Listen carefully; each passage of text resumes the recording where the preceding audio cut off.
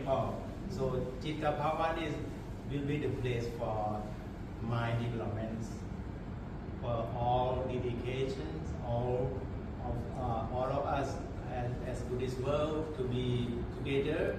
and I hope this Wat Chitta Bhavan will be the center of the mind development, especially for insight meditations,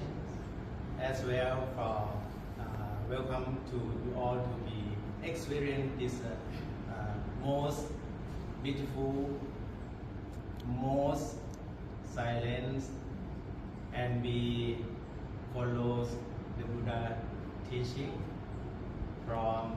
Pariyat to practical, and finally to attain salvation or Nibbana,